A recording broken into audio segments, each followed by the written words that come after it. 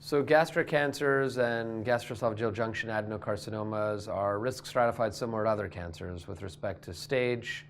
Obviously, more advanced stages have a poorer prognosis. There's very little data on the molecular characterization as it relates to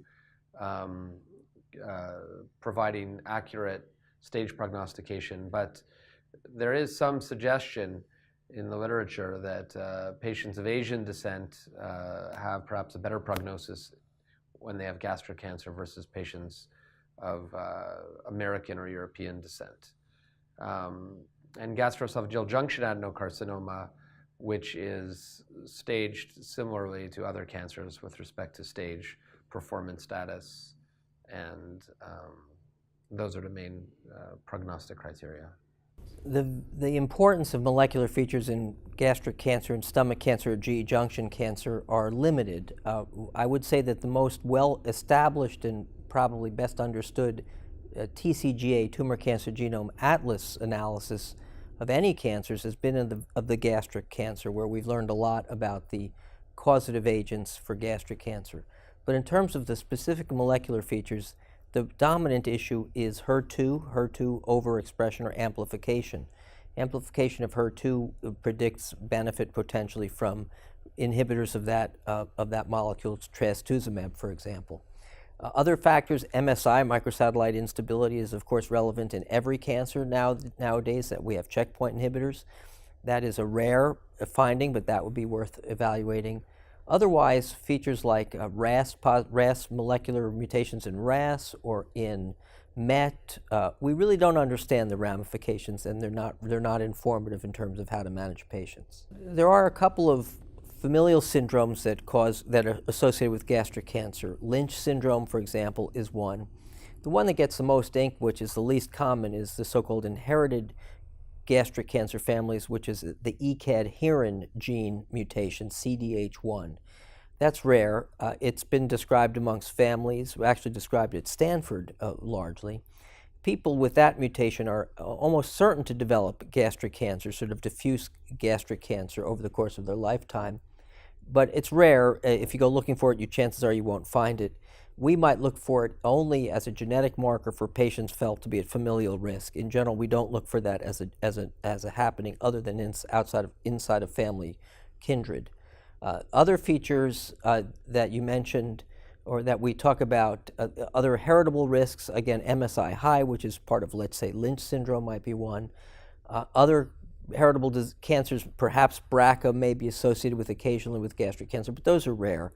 In terms of the average patient, I would not look for even CDH1 unless there's a strong family history. So I think with the recent approval of immunotherapy drugs in patients with microsatellite instability, regardless of underlying primary tumor, there is good data to suggest that we should be testing all patients with any GI cancer for mismatch repair proteins, which can either be tested by immunohistochemistry or microsatellite instability by PCR.